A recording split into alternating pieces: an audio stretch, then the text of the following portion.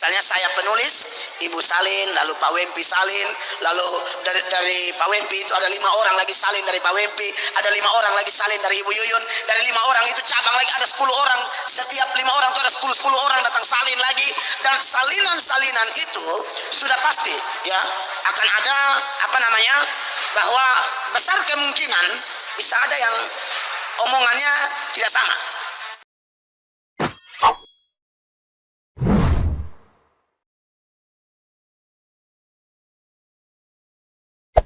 Hey there.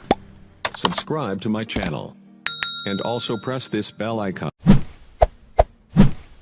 Bismillahirrahmanirrahim.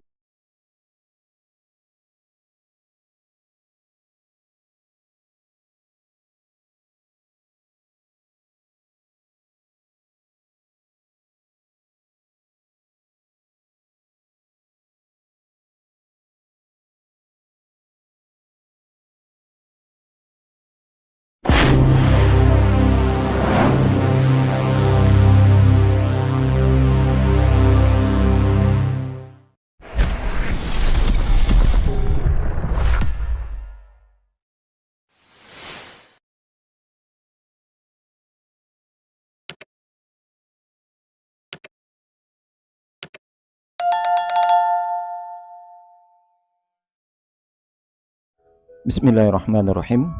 Assalamualaikum warahmatullahi wabarakatuh. Alhamdulillahirabbil alamin. Wassalatu wassalamu ala asyrafil anbiya'i wal mursalin wa ala alihi wa sahbihi rasulillahi ajma'in. Rabbi shrah li sadri wa yassir li amri wa hlul 'uqdatam min lisani yafqahu qawli. Alhamdulillah, puji syukur kita ucapkan kehadirat Allah Subhanahu wa taala. Sampai hari ini Allah masih memberikan kesehatan kepada kita semua. Salawat dan salam kepada Nabi Allah Muhammad sallallahu alaihi wasallam. Allahumma shalli ala Muhammad wa ala ali Muhammad. Uswatun hasanah buat kita semua, contoh suri tauladan hidup untuk seluruh umat manusia. Saudara sekalian, pada kesempatan kali ini saya akan mengajak kita semua untuk sama-sama mendengarkan, memperhatikan secara seksama penjelasan dari Pendeta Mel Atok.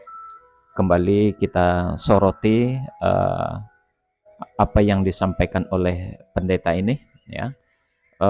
Cukup menarik apa yang disampaikan oleh Pendeta Mel Atok ini, pengakuan yang sangat luar biasa tentang Alkitabnya sendiri, ya.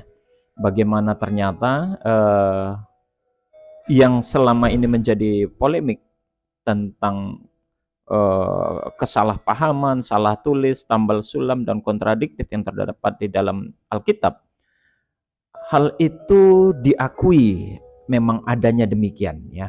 Karena memang perubahan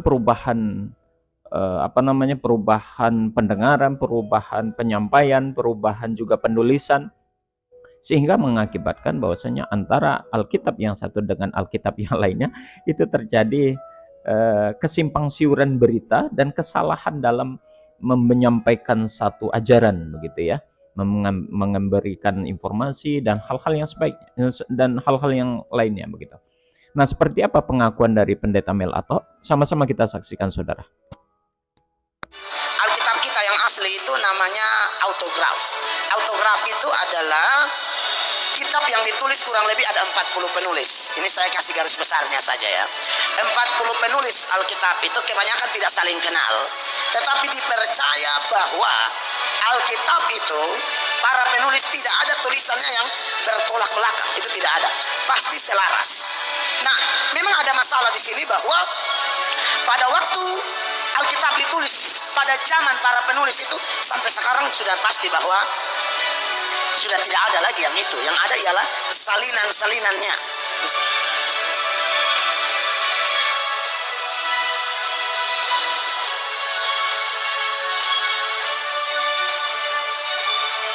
Misalnya saya penulis, Ibu salin, lalu Pak Wempi salin, lalu dari Pak Wempi itu ada 5 orang lagi salin dari Pak Wempi, ada 5 orang lagi salin dari Ibu Yuyun, dari 5 orang itu cabang lagi ada 10 orang, setiap 5 orang itu ada 10 orang datang salin lagi, dan salinan-salinan itu sudah pasti ya akan ada bahwa besar kemungkinan bisa ada yang omongannya tidak sama. Misalnya ibu bawa berita dari saya ya. Ibu bawa berita dari saya sampai di orang kelima, orang keenam itu sudah masalah itu.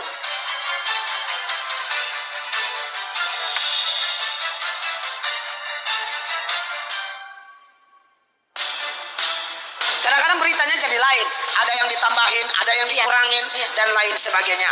Makanya kenapa kami, kalau pendeta-pendeta berkhotbah, sebisa mungkin kami belajar lagi terjemahan-terjemahan yang lain, terjemahan bahasa Inggris yang populer seperti King James, ya, King James Version, NIV, New International Version atau New American Standard Bible dan lain sebagainya. Bahkan kalau kita baca Alkitab, Ibu Yuyun dan pemirsa semua, kalau ada tanda kurung tegak itu, ini kita kasih tahu sejujur-jujurnya bahwa itu fakta ada di Kristen. Kalau ada tanda kurung tegak seperti dalam Matius pasal 6 ayat 13, tunjukkan itu di doa Bapa kami, ada tanda kurung tegak di sana ya. Ya, ada tanda kurung. Karena engkaulah yang mempunyai kerajaan dan kuasa dan kemuliaan sampai selama-lamanya. Amin. Kenapa ada tanda kurung tegak seperti itu, pemirsa dan Ibu Yuyun? Itu karena di terjemahan yang satu ayat itu ada, di terjemahan yang lain ayat itu tidak ada, di terjemahan yang lain lagi ada.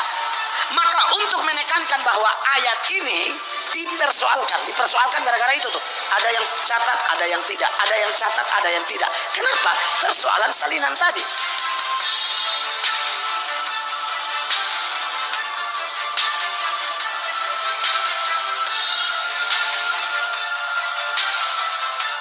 Bahkan Alkitab kita ini sudah salinan ke 24.000. Bahkan Alkitab kita ini sudah salinan ke 24.000. Bahkan Alkitab kita ini sudah salinan ke 24.000. Bahkan Alkitab kita ini sudah salinan ke 24.000.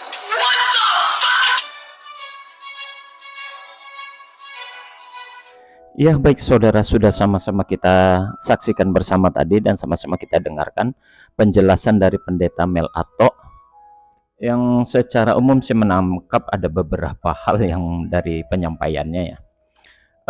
Pertama saudara, dia mengakui bahwasanya salinan yang ada di tangan umat Kristen saat ini, yakni Alkitab itu, ya, itu memang tidak asli, pada dasarnya tidak asli. Dia mengakui akan hal itu karena memang kitab aslinya itu disebut dia tadi adalah bernama autograf ya, yang ditulis oleh kurang lebih ada sebanyak 40 orang penulisnya. Masya Allah, begitu banyak penulisnya. Lalu bagaimana kita bisa memastikan di antara 40 orang itu salah satu di antara mereka itu bisa benar apa yang dia tulis, begitu ya. Dan penjelasan dari Pendeta Mel Ato hanya bermodalkan keyakinan dan percaya, sekali lagi, hanya bermodalkan keyakinan dan percaya saja bahwasanya tulisan-tulisan itu tidak ada bertolak belakang. Nah, ini satu kesalahan yang besar saudara, satu kesalahan yang sangat besar. Kalau kita teliti dan kita telaah lebih jauh isi Alkitab itu, ayatnya sungguh-sungguh banyak kontradiktif, bertentangan, berseberangan ya. Di lain ayat berkata A, namun di ayat lain berbunyinya B, begitu ya. Bahkan ada yang tidak sinkron antara satu ayat dengan yang lain. Bahkan kalau mau kita buktikan saudara kalau mau buktikan tentang silsilah Yesus, silsilah nasab Yesus itu sendiri bertentangan. Di dalam Alkitab itu ada 2 ayat yang menceritakan tentang silsilah Yesus. Yang pertama ada di dalam Matius pasal 1 ayat 6 sampai 16. Ya. Kemudian yang kedua ini di dalam Lukas pasal 3 ayat 23 sampai 31. Nah, dari kedua ayat ini saja, perselisihan nasabnya Yesus atau silsilah keturunan Yesus itu sendiri jauh berbeda gitu loh. Kalau di dalam Matius pasal 1 ayat 6 sampai 16 itu silsilah keturunan Yesus itu sampai berjumlah 28 orang begitu ya. Kemudian di dalam Lukas pasal 3 ayat 23 itu jumlahnya ada 43 orang. Dari sisi jumlah saja itu berbeda. Yang satu mengatakan menyebutkan sampai 28 orang, sedangkan yang di ayat lain menyebutkan 43 orang. Itu yang pertama. Yang kedua, nama-nama yang ada di dalam kedua surat tersebut, baik di dalam Lukas dan di dalam Matius, itu tidak ada satupun namanya yang sinkron. Apa yang ditulis oleh Matius pasal 1 ayat 6 sampai 16, nama-namanya jauh berbeda dengan Lukas pasal 3 ayat 23 sampai 31. Nah, dari situ saja sudah kita dapat buktikan apa yang disampaikan oleh Pendeta Mel Atok ini itu tidak benar gitu loh. Hanya bermodal keyakinan, mereka mengatakan tidak ada yang bertolak belakang. Sekali lagi lihat nih, dalam Matius ya, pasal 1 ayat 6 sampai 16 dan Lukas pasal 3 ayat 23 sampai 31. Di mana kedua-duanya ini sama-sama menceritakan tentang silsilah Yesus saja itu tidak sinkron. Saling bertolak belakang. Jumlahnya berbeda dan nama-nama yang ada dalam silsilah, urutan silsilah itu pun berbeda. Nah, itu yang pertama, saudara. Jadi poin yang berikutnya tadi dia mengatakan juga bahwasanya salinan-salinan yang terjadi antara salinan 1 dengan 2, ketiga, keempat, kelima sampai keenam, bahkan diduga ya dari sekian banyaknya salinan-salinan itu besar kemungkinan dapat dipastikan ya akan ada kesalahan dalam menulis, kesalahan dalam memberikan informasi. Ya.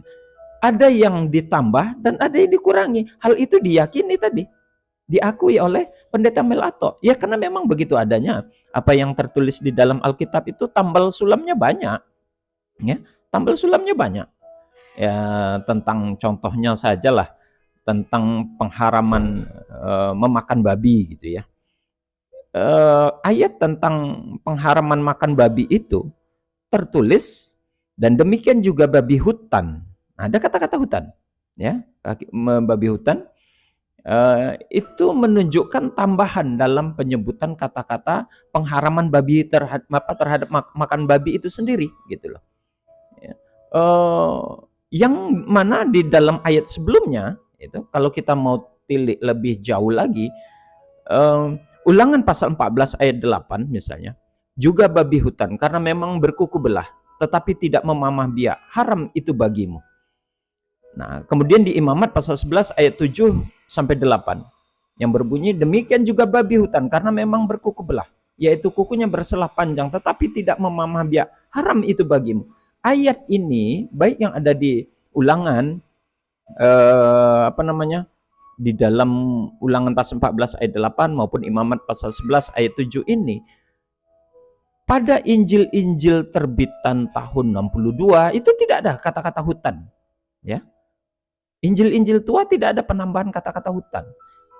Penyebutannya hanya sampai kepada demikian juga babi atau juga babi. Nah, kan begitu, tidak ada kata-kata hutan. Ini penambahan. Ini disebabkan oleh apa yang disampaikan oleh Pendeta Mel Atok itu sendiri, bahwasanya begitu telah disampaikan berkali-kali atau penyampaian itu atau pencatatan itu diulang-ulang berkali-kali, maka akan ada perubahan-perubahan itu. Tambal sulamnya ada, kontradiktifnya itu ada, begitu ya. Dan apalagi ya, hal-hal yang salah tentunya akan semakin banyak terdapat di dalamnya. Dan terakhir dia katakan, Alkitab yang ada mereka pegang pada saat ini, yang dipegang oleh umat Kristen, itu sudah catatan yang ke-24.000.